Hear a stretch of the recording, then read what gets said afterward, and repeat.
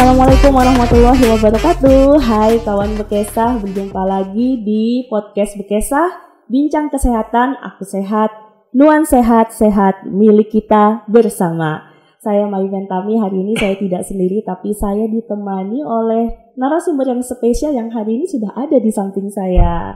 Oke, kita sapa-sapa dulu dokter. Hari ini kita kehadiran Dr. Mas Agung Ginanjar, MSc SPA. Halo dok. Ya, selamat pagi Kak. Oke, apa kabar? Luar biasa. Oke, ya. Dingin soalnya hari ini. Iya benar. Hujan ya. Karena cuacanya ini agak mendung-mendung di luar, jadi ini bisa tambah AC lagi, jadi benar-benar dingin kondisi ruangan hari ini.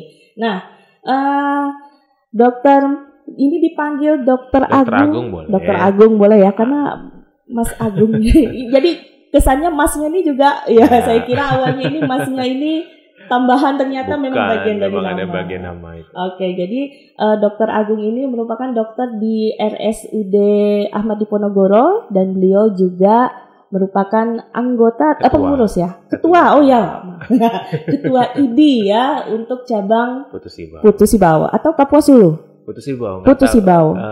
Dulu kan kenapa harusnya kan Kapuas Hulu, tapi nggak tahu didaftarkannya Putusibau. Oh, oke. Ya, jadi beliau ketua dari ID untuk cabang Putusibau. Oke, bagaimana nih kesibukannya nih, Dok? Ya, luar biasa, apalagi kan ya. Sekarang lagi banyak anak-anak sakit ya, di rumah sakit dirawat. Apalagi juga sekarang kan musim hujan juga, dalam arti banyak juga kembali beberapa penyakit yang timbul, meskipun kemarin sih di beberapa bulan sudah berkurang, tapi ternyata udah mulai lagi ada. Sudah mulai muncul lagi. Ya. Oke, seperti yang dokter sampaikan, memang kita mau ngomongin terkait tentang demam berdarah. Ya. Siap. Ya, yang namanya demam berdarah ini memang penyakit setiap tahun itu pasti ada, apalagi dimulai antara musim-musim penghujan yang muncul musim penghujan dan di musim penghujannya.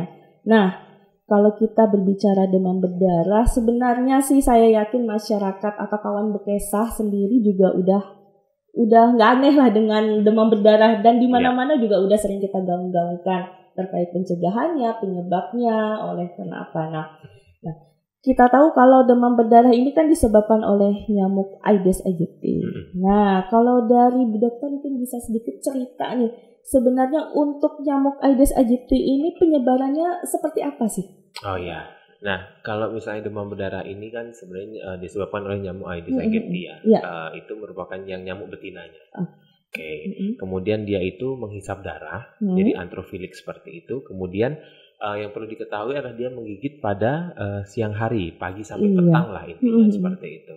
Kemudian dan mereka tuh kayak menggigit sewaktu-waktu, makanya kadang kalau misalnya ada yang kena demam berdarah pasti ditanya sebelahnya ada demam berdarah enggak, seperti itu. Jadi nyamuk Aedes aegypti ini memang ya kalau yang menyebabkan demam berdarah itu yang betina ya, seperti itu. Jadi kalau misalnya penyebarannya nanya, Dok, misalnya di rumah ada, tapi dilihat juga, maksud saya ketika kasus-kasus tertentu itu si anak sekolah atau tidak. Ketika kalau misalnya mungkin perlu diperhatikan ya, karena kan penyebarannya itu pagi sampai petang. Kalau ada beberapa bilang jam 10 sampai jam 3 sorean lah. Jadi kalau misalnya ada yang kena demam berdarah, bukan hanya di rumah yang perlu kita perhatikan. Anak-anak itu dia tiap harinya jam segitu tuh di mana? Apakah misalnya di sekolah atau mungkin memang dia belum bersekolah. Nah, perlu diperhatikan itu sih paling penting. Karena biasanya nih Kak ya, kalau misalnya anak saya misalnya demam berdarah, terus kemudian minta fogging dan sebagainya, PE dan sebagainya di rumah. Padahal sebenarnya dia tiap sekitar pagi sampai itunya itu di sekolah gitu loh. Jadi ternyata kita juga perlu memperhatikan sekolah juga tempat mereka beraktivitas di jam tersebut lah. Oke, ya. Jadi sebenarnya kalaupun kita lakukan pencegahan di rumah, ya kita mungkin juga perlu lebih ini ya, untuk wilayah-wilayah seperti yang umum anak-anak berada juga memang harus diperhatikan. Iya. Ya berarti sebenarnya untuk melakukan pemberantasan sarang nyamuk itu mungkin warga melakukannya ini di lingkungan rumahnya, tapi ternyata di sekolahnya tidak. Mungkin bisa harus jadi perhatian juga nih ya. Nah makanya mungkin saya pikir juga sekarang bukan hanya orang tua yang melihat ya, guru-guru juga harus melihat, ataupun mungkin pendidikan lah. Maksudnya di sekolahnya itu memang banyak nggak sih kayak di tempat penampungan airnya itu banyak ada nyamuk-nyamuk jentik-jentik seperti itu Mbak. Gitu, karena saya pikir kenapa ya anak ini kok banyak, tapi misalnya kalau ditanya dong nggak ada ini seperti itu, padahal ternyata mereka juga bersekolah, kecuali kalau mereka yang misalnya di rumah. Tapi kan gini, ketika nanti misalnya nih ada yang kena satu misalnya kakaknya di sekolah, nah nyamuk itu kan sekaligus saya mau ngasih tahu bagaimana caranya. Jadi nyamuk itu nanti akan menghisap, kemudian nah yang nyamuk itu kan kemudian jadi viremia. Jadi melalui di dalam nyamuk itu ada virus dengue-nya itu.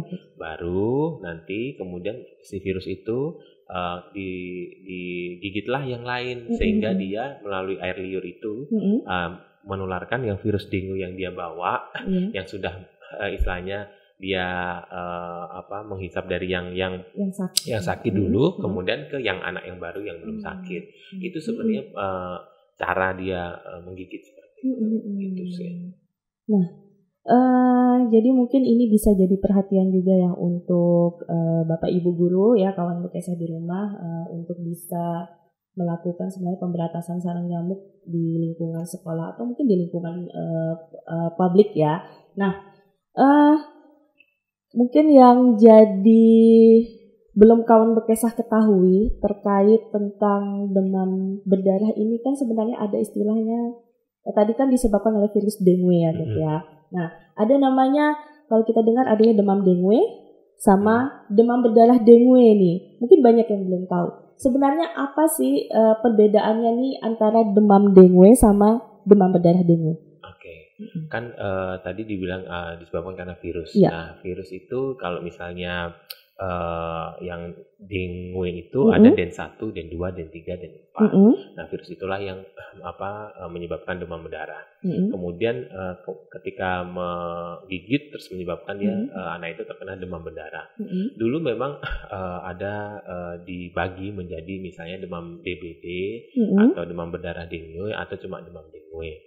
Nah, kalau demam dengue itu gini, ketika pasien itu memang dia positif dicek menggunakan labnya, ada misalnya IgG, IgM, dengue-nya itu positif atau NS1, nah itu positif, tetapi dia tidak ada faktor-faktor gejala yang lain, misalnya ada efusi pleura, kemudian ada cairan di perutnya atau asites, kemudian tidak ada dampak-dampak yang lain. Itu sih bedanya seperti itu.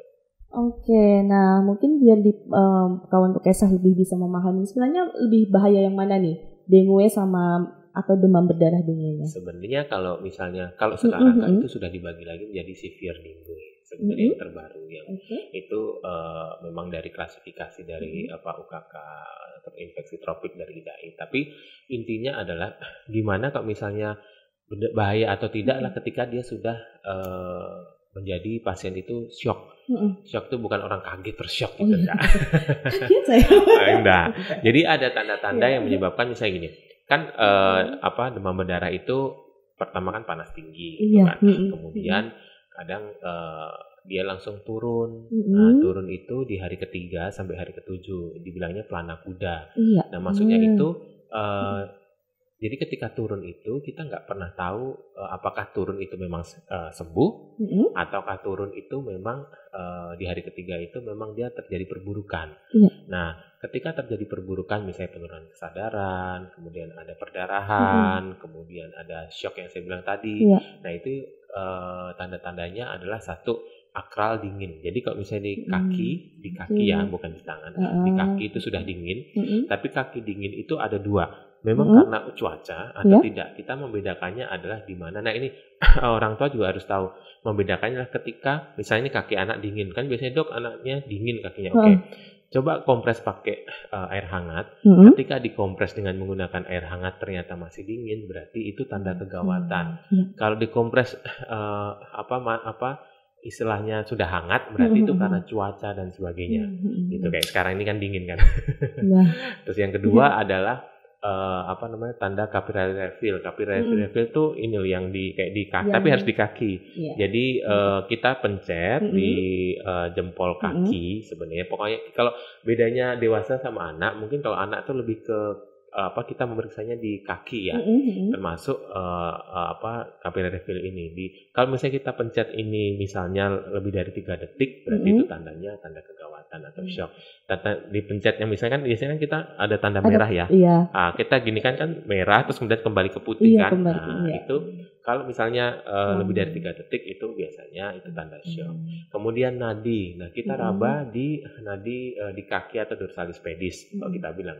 Biasanya saya selalu ngasih tahu ke pasien-pasien dengan dehidrasi atau pasien-pasien dengan demam atau shock apapun itu, kita harus memeriksanya di nadi di kaki kan. Bedanya kita tidak di tangan. Ketika sudah ada sesuatu istilahnya terjadi di kaki tidak teraba, itu sudah mulai tanda-tanda kegawatan. Nah, makanya di dorsalis pedis itu kayak di punggung kaki bisa di sebelah kaki, pokoknya di bagian kaki lah kan di anak berbeda-beda. Kalau misalnya sudah tidak teraba, nah berarti itu sudah mulai ada tanda kegawatan atau gangguan perfusi yang saya bilang tadi bahwa terjadinya shock itu salah satunya itu. Kemudian yang paling penting sendiri adalah kencing. Nah, kadang kan orang melihatnya anak pasien misalnya, dok anak saya kok kencingnya kurang, apakah memang dia nggak mau kencing? Nah, sebenarnya kencing itu bisa kita juga pastikan dulu memang dia nggak mau kencing atau tidak. Tetapi kalau memang ternyata dia istilahnya kalau nggak mau kencing kan kita bisa lihat lah anaknya masih sadar, masih bagus. Tapi kalau udah ngantuk-ngantukan juga dengan kondisi-kondisi yang berat yang lain, kemudian kencing yang 4-6 yang nggak keluar seperti itu udah ada gangguan perfusi. Nah, itu juga gangguan shock. Nah, itulah yang menyebabkan bahaya gitu. Kalau ditanya mana demam dengue, demam berdarah, sebenarnya bedanya cuma itu, ada misalnya kalau demam berdarah dengue itu dia ada sudah ada cairan di luar sel plasmanya kayak seperti itu. Tapi ketika sudah mengalami shock, kemudian perdarahan dan sebagainya, atau udah mulai kegawatan atau severe dengue, itu udah menurut saya udah gawat lah, dan itu memang mau nggak mau harus segera dilakukan tindakan. Oke, nah mungkin nanti ada beberapa penjelasan dari Dr. Agung yang akan kami berikan ilustrasi ya. Iya, benar aja. Jadi setiap anak itu pasti harus pastikan dulu, karena shock itu bukan hanya karena demam berdarah saja, termasuk juga shock yang disebabkan karena misalnya kekurangan cairan atau dehidrasi, bisa juga karena infeksi, misalnya radang paru dan sebagainya. Makanya saya selalu bilang ke pasien bahwa Bu, kalau misalnya nadi nggak teraba, nggak kencing, kemudian kalau capillary refill memang agak susah ya ngajarin mereka. Terus paling misalnya dingin seperti itu, nah langsung bawa aja ke rumah sakit, karena itu merupakan salah satu tanda-tanda kegawatan yang harus segera diberikan tindakan. Tindakannya apa sih dok? Ya kalau memang perlu cairan, kita kasih cairan dulu. Kalau memang sudah mulai dengan menggunakan inotropik atau obat-obatan seperti itu kayak dobutamine, dopamin, epinefrin, itu baru kita kasih seperti itu. Gitu, karena memang nanti boleh dikasih ilustrasi gimana cara menentukan tanda-tanda kegawatan yang saya sampaikan tadi ya. Oke, sip. Nah, ini ada banyak ilmu baru yang disampaikan Dr. Agung ya. Mungkin salah satu bentuk yang bisa mendeteksi ya. Mendeteksi awal pada saat emang anak demam di rumah. Nah, bukan hanya demam juga, pokoknya sakit aja. Sakit aja deh pokoknya, berarti semua sakit. Kadang kan gini, kalau misalnya dok apakah harus 3 hari? Enggak ya, kalau misalnya kan kita nggak pernah tahu ya sakit anak itu kadang, mohon maaf, orang tua itu juga kadang taunya dia baru demam padahal sebelumnya ada mungkin beberapa hari yang lalu. Pokoknya kalau misalnya hidup anaknya sakit, coba aja raba aja nadinya. Seperti itu. Kalau masih teraba masih aman. Kalau misalnya belum nggak teraba sama sekali, meskipun anaknya masih sadar, kemudian masih main-main sana sini, saya juga pernah kayak gitu. Pasiennya masih bagus. Saya raba nggak ada nadinya, saya bilang udah ini harus diinfus, saya bilang ini harus ada tindakan. Gitu. Nah, berarti apapun masalah pada anak, sebenarnya ini sama orang dewasa juga bisa juga nggak sih diberlakukan nih dok? Ya mungkin kalau dewasa mungkin bukan, kalau mungkin bisa. Kan memang itu tanda-tanda syok salah satunya itu sama, cuma mungkin pengukurannya kan mereka bisa di tangan gitu. Kalau anak mungkin perbedaannya sih biasanya. Tapi nanti tanya ke dokter penyakit dalam. Oke. Nanti kalau dewasa saya salah juga, mohon maaf. Oke, baik. Nah, ya karena beliau adalah dokter spesialis anak ya, dan memang kita juga fokusnya nih demam berdarah pada anak. Banyaknya lagi menyerangnya ke anak-anak ya. Nah, oke. Nah, jadi kawan Bekesah atau bapak, ibu, bunda, ayah di rumah ya, tadi tips yang disampaikan oleh Dokter Agung nanti bisa diterapkan untuk apapun masalah kesehatan pada anak, bisa coba diterapkan ya. Nah, kadang memang orang tua ini khawatirnya demamnya ya yang menurut mereka paling parah itu ibaratnya hanya DBD aja, padahal demam-demam yang lain pun sebenarnya punya resiko yang sama ya. Betul. Nah, itu. Oke. Nah, kalau kita kembali tadi ke siklus pelana kuda, sebenarnya kan pernah kan juga mendengar istilah Dengue shock syndrome ya, Dok ya. Apakah ini sama atau mungkin di dalam siklus pelana kuda ini bisa juga terjadi Dengue shock syndrome-nya? Atau itu memang atau mungkin melewati pelana kuda pun tidak, misalnya tidak apa-apa ya, memang seperti itulah siklusnya gitu ya. Mungkin secara teori makanya gini. Kadang kan orang tua tuh ini salah menilai waktu demamnya. Nah, kadang ada misalnya pasien dengan DSS itu bisa juga di hari ketiga itu, bisa juga bahkan baru hari pertama bisa juga. Misalnya apalagi kalau memang dia kekurangan cairan juga. Misalnya kan terus dia demam nggak mau minum, mohon maaf orang tua itu kemudian membiarkan gitu. Kemudian bisa juga di hari kelima ke-6 bisa. Misalnya sudah dilakukan, misalnya ini tahun nih DHF, di hari ketiga dia turun, kemudian dicek positif, nah udah diinfus, makanya tiba-tiba di hari kelima dia masih shock seperti itu bisa juga. Jadi memang dengan DSS atau demam berdarah dengan shock itu bisa, kalau secara teori memang sekitar 37 yang paling gawat kan, gawat-gawatnya seperti itu, 3-7 hari. Tetapi kita harus memastikan juga, kadang kan di hari pertama, kedua bisa terjadi shock juga. Tapi kan dengan faktor-faktor yang lain, misalnya memang tidak ada cairan yang masuk, kemudian juga di hari kelima, ke-6 itu masih juga bisa seperti itu. Bahkan ada yang di hari ke-7 kemarin ada, ini sih cerita karena pasien aja, ke-7 tapi ya itulah harusnya kalau secara teori kan udah selesai ya demam berdarahnya, tapi ternyata malah baru mulai. Apakah memang, nah itu saya bilang tadi, apakah demamnya itu memang ikutan demam berdarah atau memang double penyakit yang lain? Contohnya misalnya dia ada gondongan, atau dia ada ikutan misalnya flu Singapura, atau misalnya campak misalnya, atau cuma dia batuk pilek biasa misalnya ini. Pertama cuma batuk pilek virus biasa, kemudian udah sembuh, paling sembuh 1 hari, terus kemudian dia ternyata demam berdarah lagi. Nah, jadi kalau ngitungnya kan kadang orang tua kan, oh demamnya kemarin bisa 7 hari yang lalu kan ada batuk seperti itu. Jadi memang kita harus benar-benar memastikan proses demamnya itu kapan, kemudian dengan penyakit yang lain tidak, bukan hanya terus ketika itu demam berdarah, enggak juga. Ketika kita akan semakin susah ketika dia memang ada penyakit penyerta yang lain. Penyerta itu maksudnya ada sakit yang lain. Ada sakit yang lain ya. Gitu sih. Kira-kira misalnya untuk kondisi, misalnya dikatakanlah anak ini datang dengan kondisi sudah mengalami shock nih dok. Nah, pada saat ditangani, kira-kira faktor resiko apa sih yang bisa memperberat dengue shock syndrome ini atau DSS. Oke. Ya. Nah, kalau misalnya pasien dengan dengue shock syndrome itu faktor risiko yang menyebabkan pasien lebih bisa memperberat atau memperburukan. Memang yang pertama pada anak itu lebih mengarah ke arah anak-anak dengan obesitas atau gizi lebih. Kemudian anak-anak dengan penyakit penyerta yang lain, misalnya anak dengan DM, dengan TBC, atau yang mempunyai gizi buruk. Nah, itu kan dia mempunyai imunitas yang lebih rendah. Tetapi yang paling bahaya itu ya yang bilang tadi, biasanya pada orang tua itu kalau misalnya dengan gizi lebih atau obesitas itu lebih bahaya. Karena apa? Karena memang dari penelitian itu menunjukkan bahwa memang sama juga kerentanan terhadap demam berdarah itu perburukannya itu lebih meningkat daripada yang anak-anak dengan gizi yang normal gitu. Dan juga perlu diperhatikan dengan anak-anak yang gizi lebih itu atau berat badan lebih itu juga perlu diperhatikan, takutnya kematiannya itu juga bisa karena kelebihan cairan. Misalnya dikasih puskesmas tuh udah dikasih cairan terlalu banyak, padahal sebenarnya cairan yang perlu diperhatikan adalah cairan dengan berat badan ideal.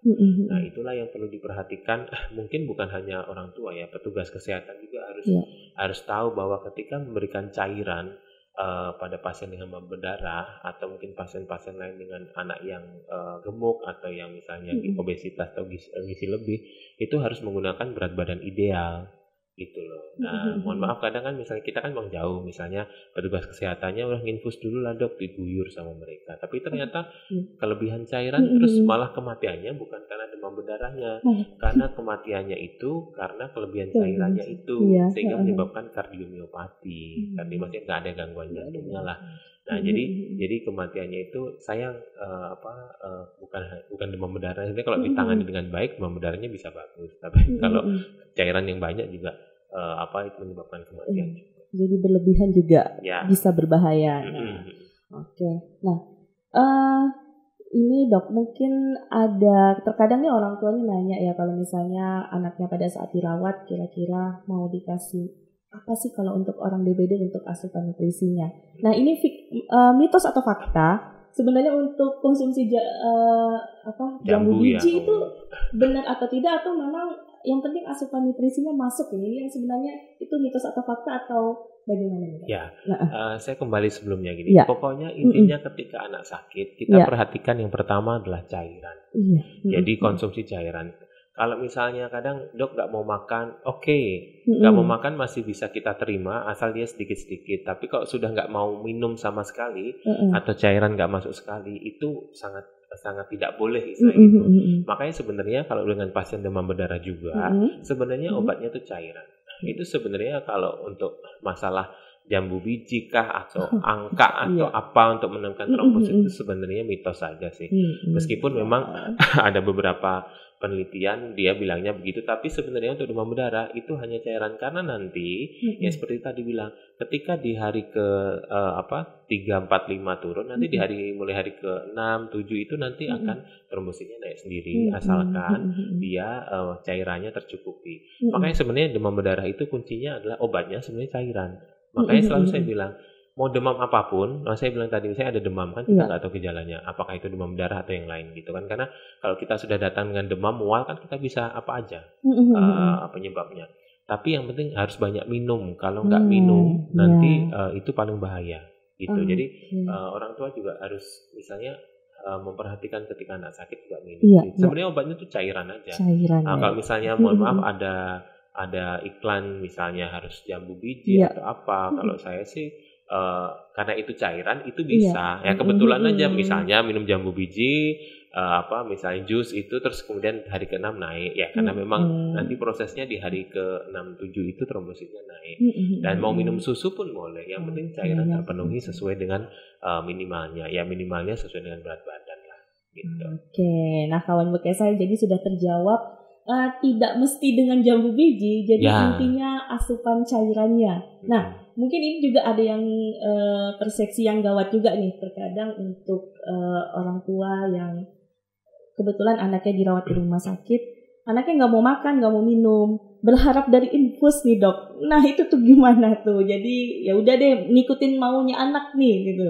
Ya sebenarnya itu salah lah. Istilahnya gini kan, intinya infus itu kan hanya membantu, tapi bagaimanapun cairan itu juga harus minum lewat per oral atau lewat diminumkan biasa seperti itu. Makanya kalau misalnya ada anak yang sakit dirawat, pasti kami selalu edukasi harus banyak minum karena yang saya bilang tadi, kelebihan cairan melalui infus ini juga bahaya.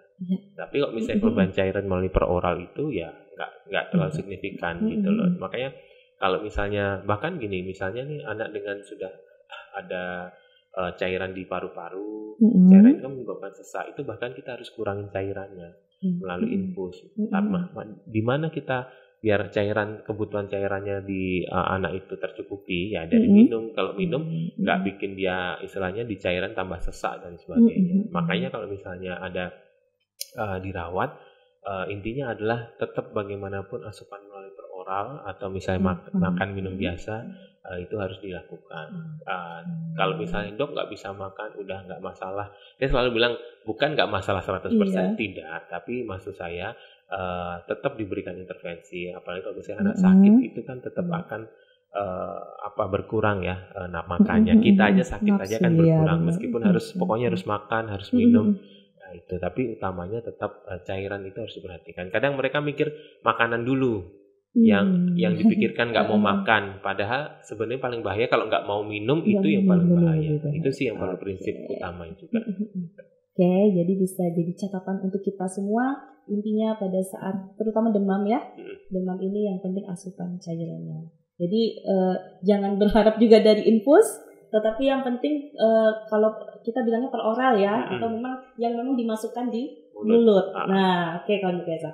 Nah, ini dok, mungkin ini terkait kompres nih ya, boleh kita sedikit singgung. Kadang orang tua atau mungkin ya kayak orang-orang yang lainnya juga orang dewasa untuk semua umur, kalau sebenarnya kompres terbaik untuk yang demam itu sebenarnya hangat atau dingin? Oh ya. Dan posisinya nih sebenarnya di mana sih kalau kita mau harus mengkompres atau misalnya anak sakit itu bagusnya posisinya di mana nih? Oke. Nah, kalau dulu memang kalau misalnya kita kompres tuh pakai air dingin seperti ini. Nah, sekarang memang secara penelitian itu kompres itu dia kan untuk vasokonstriksi ya. Jadi maksudnya lebih baik adalah yang hangat. Yang hangat atau bahkan dulu kan misalnya anak demam terus dimasukkan ke ember yang dingin ada loh dulu. Supaya nanti tidak seperti itu. Nah, sekarang memang dia harus kompres yang hangat. Kemudian untuk masalah posisi itu bisa di ketiak bisa. Dan bisa nggak di dada di dahi seperti itu boleh juga.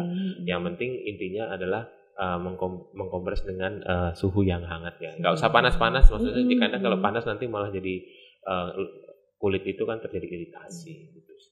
Oke, kalau menurut saya jadi umumnya sekarang ya memang pengetahuan ilmu kesehatan juga udah semakin berkembang. Sebenarnya juga udah lama sih memang kita sudah menggunakan kompres hangat. Nah, posisinya berarti bisa di area-area. Ya, area-area misalnya kayak di ketiak, kemudian di sini di leher. Boleh nggak di sini, biasanya kita di sini boleh juga. Tapi intinya kalau misalnya demam itu cairan, kemudian jangan lupa untuk diberikan obat lah. Kan ada beberapa yang misalnya nggak mau ngasih obat dulu. Tapi maksud saya kalau memang pada anak itu kalau bisa orang tua harus punya obat paracetamol gitu. Karena kalau paracetamol itu sangat penting sekali, itu kan obat paling aman. Jadi kalau misalnya ada demam, misalnya demam berapa sih dok? Ya paling misalnya kalau Sufebris 374 ke atas. Kadang ada yang bilang 38. Kalau saya sih biasanya kalau 37 anak demam aja udah rewel kan. Ya udah Sufebris 374 pun enggak apa-apa diberikan aja. Nanti pemberiannya sekalian aja. Bisa per 4 jam dengan dosis 10 mg per kilogram berat badan. Misalnya ya, ini saya kasih tahu aja. Biasanya kalau beberapa pasien saya sih saya benar kasih tahu. Jadi misalnya beratnya 10 kilo, berarti kali 10 gitu jadi 100. Jadi 100 mg per kali pemberian. Biasanya kan 1 sendok teh itu kalau di atas 1 tahun kan dia harus sirup. Kalau boleh drop, tapi kalau di bawah 1 tahun tidak boleh sirup karena ada pemanisnya. Itu yang perlu diperhatikan. Kemudian nanti dilihat biasanya 1 sendok itu biasanya 120 ya, kasih aja sekitar 5 mili. Pun boleh lebih dikit enggak apa-apa karena dosisnya 10 sampai 15. Gitu. Kalau misalnya pakai drop misalnya bayi umur 7 umur misalnya 3 bulan atau misalnya berat badannya misalnya 7 kilo atau misalnya 6 kilo berarti pakai drop. Jadi kan 7 kali 10 kan berarti 70. Nah, biasanya pakai drop itu kan 1 milinya kan 100 ya. Nah, berarti kalau 70 berarti kan 0,7 mili. Nah, itu sekalian saya kasih tahu supaya nanti orang tua juga mengerti cara menghitungnya. Mungkin beberapa sih udah tahu. Gitu. Okay. Nah, itu per 4 jam tapi boleh. Per 4 jam. Ya, membaik per 6 jam, per 8 jam. Makanya harus punya termometer juga. Gitu. Berarti mungkin untuk para orang tua ya, paling tidak di rumah harus punya termometer. Ya, mau digital mau yang raksa terserah ya Dok ya. Yang raksa udah nggak boleh. Udah nggak boleh sekarang. Iya. Saya juga boleh. Jadi yang raksa sudah tidak ada. Karena kan itu sudah lingkungan kan, jadi sekarang pakai yang digital aja atau pakai malah yang pakai yang tembak gitu. Nah, jadi kalau ada yang punya raksa di rumah nggak usah dipakai. Nggak usah dipakai. Oke. Ya jadi siapkan termometer, kemudian minimal punya paracetamol ya di rumah ya, drop atau sirup. Pemakaiannya kalau drop itu di bawah 1 tahun harus pakai yang drop. Kalau di atas 1 tahun boleh drop, boleh sirup. Karena sirup biasanya kan ada pemanisnya. Jadi kalau di atas 1 tahun boleh ada pemanisnya. Itu sih bedanya. Kan kadang, mohon maaf misalnya dikasih sirup karena adanya. Kalau misalnya Dok adanya sirup ini gimana lagi ya sudah. Yang penting kasih. Tapi kalau misalnya bisa sih ya tetap harus yang drop gitu. Tapi misalnya Dok saya di pelosok adanya ini ke beli obat 3 jam, udahlah. Kan intinya kan pertolongan pertamanya bagaimana. Ya itu karena kita kan di tempat-tempat yang susah gitu loh. Beda kalau kita di kota gitu kan. Enak ada apotek, ada tempat puskesmas, itu sih kita perhatikan. Tapi kalau adanya seperti itu, ya sudah kita lakukan pertolongan pertama pemberian obatnya itu, terus baru nanti diperiksakan ke puskesmas kalau memang ada yang drop. Gitu. Nah, mungkin kita sedikit kembali ke demam berdarah dini ya Dok ya. Kira-kira untuk putus ibau sendiri atau Kapuas Hulu, gambaran kasusnya saat ini seperti apa nih Dok? Ya, gambaran kasusnya ya mungkin beberapa bulan sebenarnya sudah mulai penurunan. Sebelum ini bulan November ya, mulai muncul lagi sebenarnya awal-awal November ini. Mungkin dari bulan April, Mei itu udah mulai jarang. Bahkan sebenarnya sekarang pun ada, tapi nggak sebanyak. Karena sudah kami cek setiap pasien 3 hari demam, cek NS1, dengue itu ada, tapi negatif gitu loh. Paling nggak sebanyak kasus-kasus yang 4 tahunan kan. Biasanya kadang di beberapa yang tahun saya kemarin, 2002 atau 2020 tuh, nah itu banyak banget kan dengan positif dengan pasien dengan shock seperti itu. Nah, kalau untuk sekarang mungkin ya kalau untuk kasus di bulan November ini mungkin di bawah 20 sih. Memang ada pasien-pasien dengan shock. Kemarin ada satu yang dari Lanja, satu pasien saya ya bersyukurnya membaik. Memang nyampe sini juga shock seperti itu. Kemudian ada satu lagi kan kemarin juga yang yang meninggal juga, yang juga DSS juga seperti itu sih, gambarnya seperti itu. Jadi meskipun sedikit tetap harus waspada ya, karena bagaimanapun ini kan musim masih pancaroba ya, maksudnya kadang panas, kadang hujan, atau bahkan hujan terus kan. Kita kan di Kalimantan berbeda. Tetap bagaimanapun kita tetap waspada. Dan bahkan memang saya sudah memberikan saran kepada orang tua juga, pasien-pasien atau ke dokter UGD juga, ketika 3 hari tidak ada perubahan demamnya, cek NS1 juga gitu. Nah sekali ini ya pengecekannya gini, jangan tuh misalnya Dok minta cek demam berdarah. Nah kalau NS1 itu bisa sih di hari pertama sampai hari ke-4, hari ke-5 pakai IgGM, IgG-dengue. Tapi kadang ya negatif, kadang yang positif. Tapi kita lihat juga, kadang kan orang tua juga menghitung demamnya juga kan, kadang mereka juga bingung ya. Makanya kadang Dok kok NS1 negatif terus IgM-nya positif, itu gimana? Masih ada yang tanya gitu ya. Ya berarti memang kadang perhitungannya berbeda juga, atau mungkin belum terlalu nampak. Itu sih, jadi biasanya pertanyaan-pertanyaan yang seperti itu. Tapi intinya yang perlu dilakukan pengecekannya selain NS1, IgM juga darah lengkap juga. Gitu ya. Kita lihat trombosit dan juga leukosit. Jadi kalau dulu kan lihatnya kan trombosit kan. Nah, kita harus leukositnya juga. Kalau biasanya pasien-pasien dengan demam berdarah itu leukositnya di bawah normal. Leukopenia atau di bawah 6.000. Nah, jadi meskipun trombositnya bagus, leukositnya turun, kita juga tetap hati-hati. Jadi kita punya warning gitu loh. Gitu. Oke, ya baik. Mungkin bisa memberikan closing statement nih dok, atau pesan kesehatan untuk kawan berkesehatan, silakan. Oke, mungkin lebih ke kalau kayak gejala-gejala mereka udah kita ulang lagi deh, nggak apa-apa. Jadi kalau misalnya ada demam tinggi, kemudian ada gejala-gejala lain, mual, muntah, secepatnya harus dibawa ke tempat pelayanan kesehatan lah. Nggak harus ke praktek dokter, enggak. Ke puskesmas sekarang 24 jam, UGD juga 24 jam. Kemudian di hari ketiga misalnya nggak ada perubahan, bisa dicek darah lengkap, kemudian NS1, kalau di hari kelima mungkin bisa tambah IgG, IgM, seperti itu, dengue ya. Kemudian kalau memang sebelum hari ketiga atau di hari keberapapun demam, kalau memang ada tanda kegawatan, misalnya anaknya sudah tadi ada tanda shock, nadi tidak teraba, CRT atau kapilarinya lebih dari 3 detik, kemudian akalnya dingin, kemudian nggak kencing 4-6 jam. Satu lagi, ketika kencing, anaknya pakai pampers, jangan lupa 2 jam tuh dibuka. Nah, ini yang kadang ibu-ibu, bapak-bapak tuh sukanya kalau ditanya kencingnya kapan terakhir, bingung dok soalnya di pampers. Itu yang salah. Maksud saya 2 jam itu ketika pampers, ketika demam ya dibuka aja kan, tinggal buka aja seperti itu. Satu terkait dengan gejala dan juga tanda-tanda kegawatannya. Pokoknya kalau misalnya ada tanda kegawatan udah nggak mau minum, misalnya anak udah lemas-lemas juga, kemudian istilahnya tidak seperti biasa, aktif nggak aktif gitu, langsung aja bawa ke petugas kesehatan. Atau kalau memang misalnya tutup kan nggak mungkin ya ke tempat saya jam 1 malam gitu. UGD puskesmas ataupun UGD rumah sakit itu terbuka 24 jam. Itu jangan beralasan bahwa nanti mau ketemu dokternya dulu atau enggak, itu sesuatu kegawatan yang harus dilakukan. Gitu. Satu terkait dengan gejala dan gejalanya. Kemudian penanganannya misalnya apa sih dok kalau misalnya harus dilakukan di rumah dulu deh, misalnya ada anak demam. Ya sudah seperti yang belum tadi, harus cairannya cukup, kemudian dikompres, minum paracetamol. Kemudian kalau memang ada kegawatan langsung diperiksakan aja 2-3 hari lah. Kalau dulu kan 3 hari, tapi kalau menurut bapak ibu misalnya nih, anak ini takutnya kan juga ada risiko kalau demam kan kejang. Nah itu ya secepatnya enggak apa-apa sih, istilahnya yang terbaik bagaimana ya. Atau kalau nggak mau minum 1 hari, kasih obat demam dulu, kalau nggak ada perbaikan hari kedua ketiga boleh gitu. Kemudian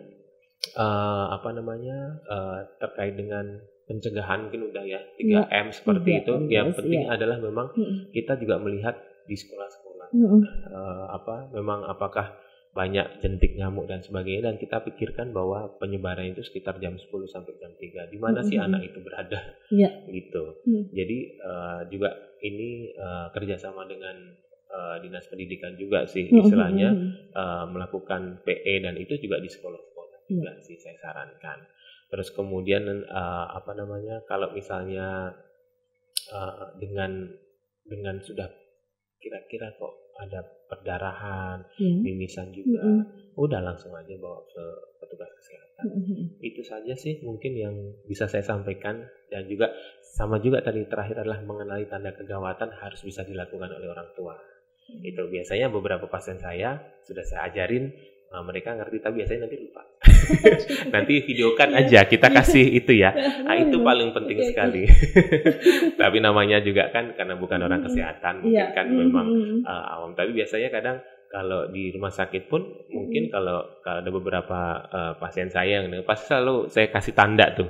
Nadinya kita ajarin. Kemudian Bu, nanti kalau 1 jam misalnya nadi nggak teraba atau penyakit apapun, non harus lapor. Karena kan gini, ketika di rumah sakit juga atau kita melakukan perawatan juga kan, tanda maksudnya tuh naik turunnya anak itu kan juga kadang cepat, kadang lambat, sehingga perlu peran serta orang tua untuk mengetahui tanda-tanda kegawatan, termasuk juga membantu untuk memberikan nutrisi dan asupan yang kuat. Gitu loh. Jadi jangan sampai misalnya udah dirawat seperti itu, udah diinfus tapi tetap nggak mau diminumkan. Dan juga jangan kalah juga sama anak gitu. Misalnya anaknya nggak mau, anaknya nggak mau ya pasti nggak mau. Cuma kan maksud saya juga perlu peran orang tua juga, memang agak sedikit memaksa. Kadang kemarin anaknya saya rawat udah kegawatan, malah orang tuanya nanya, kamu mau dirawat nggak? Kan saya bingung. Gitu loh. Maksud saya orang tua juga jangan kalah juga sama anak juga. Gitu sih. Maksud saya memang kalau memang ada kegawatan, jadi itu udah langsung langsung lakukan keputusan. Jangan sampai juga terakhir kemarin ada pasien tuh, kamu mau dirawat nggak nak katanya. Ya pasti nggak mau. Ya, kita aja kalau diinfus aja nggak mau karena sakit gitu ya. Maksud saya gitu sih, ini aja joke aja. Tapi memang bener ada yang gitu. Ada seperti itu ternyata ya. Iya, itu sih pokoknya peranan orang tua sih memang paling utama ketika anak sakit, pengenalan kegawatan. Nah, kalau ada apa-apa langsung bawa ke UGD atau pelayanan kesehatan, misalnya ada di puskesmas yang boleh. Gitu sih. Oke, nah luar biasa sekali. Terima kasih Dr. Agung. Untuk kaum Bekesa, ingat tadi penting untuk mengingat kegawatan jika anak Anda sakit di rumah. Nah, Oke, sekali lagi kami ucapkan terima kasih atas waktunya di tengah-tengah kesibukannya sudah bisa menyempatkan diri di podcast Bekesah ini. Oke Dok, untuk penutup sama-sama yuk kita ada jargon ya. Kalau saya bilang nanti podcast Bekesah, sama-sama kita bilang aku sehat, Nuan sehat, sehat milik kita bersama.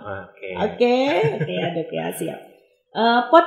Podcast Bekesah, aku sehat, Nuan sehat, sehat milik kita bersama. Oke, terima kasih. Terima kasih atas undangannya. Kami juga atas nama Ikatan Dokter Indonesia. Cabang Putus Sibo juga terima kasih untuk bisa berbagi di podcast Bekesah ini. Semoga anak-anak di Putus Sibo dan Kapuas Hulu semakin sehat semuanya. Amin. Ya, untuk Kapuas Hulu lebih sehat lagi. Oke. Sekali lagi terima kasih dokter. Nanti semoga lain kali bisa lagi mengisi di podcast Bekesah dengan tema yang berbeda ya. Siap. Oke, karena memang banyak nih sekali yang mau bertanya, termasuk operator yang di belakang sana, karena punya anak kecil. Dari tadi ketawa-ketawa karena mendengarkan penjelasan dari Dr. Agung. Iya, karena banyak sekarang apalagi ini ada yang banyak gondong sekarang. Iya. Nanti next lah kita. Oke, boleh nanti kita bahas lagi. Oke, baik. Sekali lagi terima kasih kawan Bekesah.